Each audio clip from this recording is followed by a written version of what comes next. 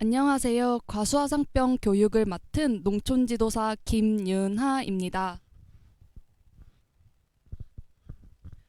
먼저 과수화상병 목차에 대해 안내드리도록 하겠습니다. 첫째, 과수화상병이란, 둘째, 과수화상병 재배관리 준수사항, 셋째, 2022년도 공적방제 절차에 대해 안내드리도록 하겠습니다. 과수화상병이란 장미과 식물에서 발병하는 세균성 병으로서 마치 병이 진전되면 불에 탄 것과 같이 갈색이나 검은색으로 말라 죽어가는 모양을 볼 수 있습니다. 식물방역법에서 금지병해충에 준하는 기준으로 정하고 있습니다. 우리나라는 현재 미발생국의 지위를 유지하고 있습니다. 그럼으로써 미국과 뉴질랜드와 같은 나라에서 사과, 배의 수입을 금함으로써 국제 무역에 제한하는 요인이 됩니다. 그러므로 미발생국의 지위를 유지하기 위하여 5% 이상 병이 발병한 가원에서 메모를 하여 공적 방제를 실시하고 있습니다. 3년간 이렇게 발병한 가원에서는 사과, 배 및 복숭아의 식재가 금지되고 있습니다. 이천시 발생 현황에 대해 안내드리도록 하겠습니다. 이천시는 2019년도에 최초 과수화상병이 발병하였고 5농가가 발병하였습니다. 2020년도엔 4농가, 2021년도에 19농가로 크게 증가하는 추세입니다. 경기도의 발생 현상을 보면은 최초 발견지 안성이 1위, 그리고 평택이 2위로 그 다음이 3위를 이천시가 많이 발생하는 것을 알 수 있습니다. 우선 이러한 과수화상병 발병을 막기 위해 농가의 협조 사항에 대해 알아보도록 하겠습니다. 첫째로 농가는 농작업자 교육을 이수하셔야 합니다. 둘째로는 작업복과 외출복을 구분을 하고 장비와 도구를 소독하여야 합니다. 셋째로는 과수화상병은 치료제가 없기 때문에 사전 약제 방제가 의무화가 됩니다. 그리고 넷째로는 묘목을 심기 전에 과수화상병이 걸렸는지 검사를 한 후에 건전한 묘목을 사용하여야 합니다. 그리고 다섯째로는 농가가 자가 예찰을 실시하고 사전 과수화상병 의심 증상이 있을 시 사전 신고가 의무화가 됩니다. 아래의 번호 031-645-3474로 전화 주시기 바랍니다. 그리고 여섯째로는 과수 경작자는 영농일지가 의무화가 됩니다. 그리고 일곱째로는 농작업자의 이동 및 작업 이력제가 운영이 됩니다. 그리고 여덟 번째로는 매개곤충과 야생곤충이 차단되고 과수화상병 발생 지역에서는 잔재물 이동이 금지가 됩니다. 그리고 마지막으로는 궤양은 과수화상병의 월동처가 되기 때문에 겨울철에 사전 제거를 하는 것이 의무화가 됩니다. 이러한 상황을 농가가 협조해야 하는 이유는 과수화상병에 걸려서 공정방제를 실시하였을 때 농가는 30일 이내로 시군센터에 손실보상을 청구하게 됩니다. 하지만 과수화상병이 과실이나 고의에 의해 걸렸을 경우 이러한 손실보상 경감 기준이 법으로 제정되어 있습니다. 그래서 이 중에 가장 중요한 과원관리 요령에 대해 더 자세히 알아보도록 하겠습니다. 약제 사용이 3회가 의무화가 됩니다. 이천시는 그럼으로써 1차 SG 세균 박사, 2차 아리농용신, 3차 옥사이클린이 공급되었습니다. 이를 희석배수 및 농약 안전사용 기준을 지켜서 살포해 주시기 바랍니다. 그리고 PPT와 같이 방제 시기를 안내 드렸지만 과원의 기상 상황이나 과원에 따라서 이 시기는 변동될 수 있습니다. 그럼으로써 동제는 배나무의 경우는 아래 사진과 같이 배 바라기 그리고 바라기와 전엽기 사이가 함께 보일 때 농약을 살포하시기 바랍니다. 그리고 사과나무의 경우는 사과의 바라기와 녹색기가 함께 보일 때 살포하시는 것을 권하고 있습니다. 그리고 올해 바뀐 걸로는 과수화상병 예측 시스템을 설치하여 개화기 방제를 적기 하는 것을 목표로 두고 있습니다. 아래에 주소에 들어가시면 왼쪽의 앱을 볼 수 있습니다. 그러면 위험, 매우 위험이 뜰 경우 과수화상병 예측 시스템에 따라 24시간 이내로 약을 방제해 주셔야 합니다.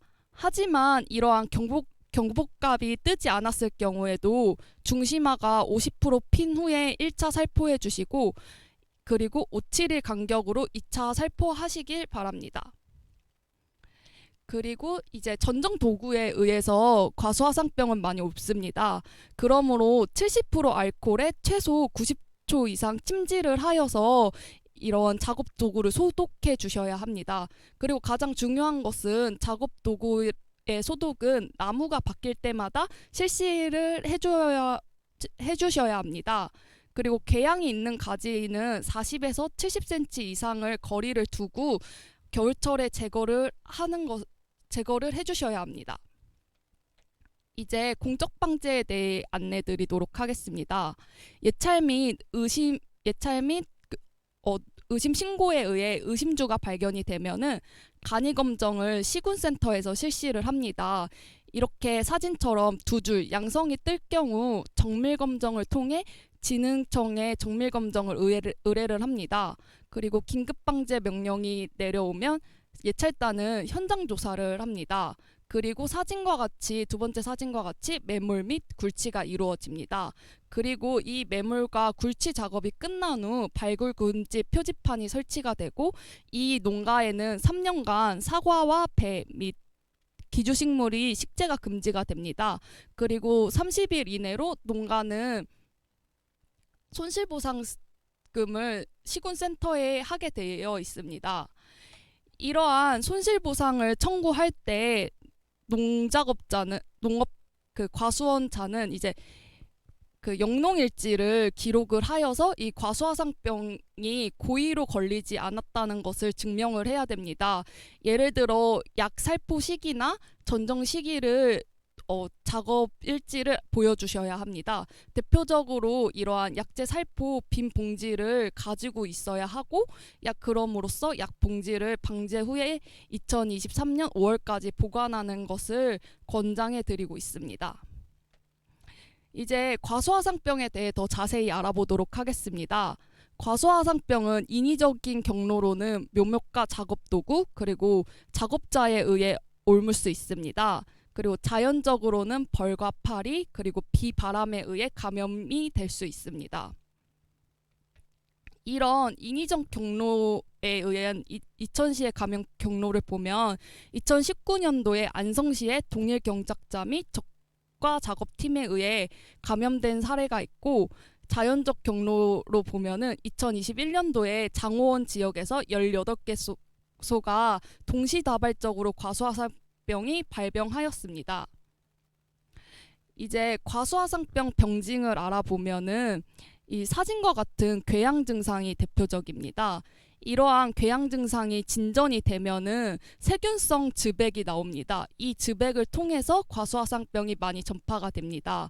그리고 사과의 경우에 잎을 보시면은 중심부로부터 끝 부분으로 갈색을 띠는 것을 볼 수 있습니다. 궤양을 자세히 보시면은 처음에는 신초와 꽃을 통하여 감염이 됩니다. 그리고 줄기 형성층을 통하여 감염이 확대가 되고 그리고 이러한 감염이 확대가 되면서 이렇게 물에 데친 듯한 수침상 증상이 나타납니다. 그리고 시간이 지나서 더 확대가 되면은 이제 궤양이 뚜렷하게 구분이 됩니다. 이러한 궤양은 겨울철에 병의 월동처가 될 수 있기 때문에 겨울철에 제거해 주시는 것이 바람직합니다. 그리고 사과의 유사 증상에 대해 안내해 드리도록 하겠습니다. 유사 증상으로는 겹무늬 썩은 병과 불안병이 있습니다. 그러니까 불안병의 경우에는 이제 거기 볼기가 보이는 것이 큰 차이점이고 겹무늬 썩은 병은 사마귀 증상이 나타납니다. 하지만 농가에서는 이를 알아채는 것이 어렵습니다. 그래서 표피를 긁어보아서 갈변 증상이 있을 경우에 과수화상병일 확률이 높고 이와 같이 갈변 증상이 없을 경우 유사 증상일 경우가 높습니다. 그리고 다른 유사 증상을 보면 화상병의 경우에는 병증이 전체적으로 일어나는 것을 볼 수 있습니다. 그리고 흰 균사체가 없고 세균성 덩어리를 볼 수가 있습니다. 하지만 세균성 꼭썩은병은 병증이 전체적으로 나타나지 않고 옆에 세 번째 사진은 역병인데 역병은 흰 균사체가 보이는 것이 차이점으로 볼 수 있습니다. 그래서 과수화상병 같은 경우에 입의 경우 거맣게 변해서 장가지에 매달려 있습니다. 이것이 엽소 부족 증상과 비슷합니다. 하지만 엽소 부족 증상의 연맥을 보게 되면은 초록색을 띠는 것을 볼 수 있습니다. 다음으로 과수화상병 배 병증을 보게 되면 이 입에서 아까 엽소 부족 증상과 다르게 연맥이 검은 것을 확인할 수 있습니다. 배의 과수화상병 유사 증상입니다. 세균성병, 습해, 그리고 세 번째는 순나방의 피해입니다. 순나방의 피해의 경우 병증은 아니지만 신초에 피해를 가한다는 것이 과수화상병과 크게 유사를 합니다. 그래서 이를 참고하여 확인을 해주시고 이러한 증상이 있을 경우 과수화상병 의심 신고를 해주시기 바랍니다. 031-645-3474로 신고 바랍니다. 감사합니다.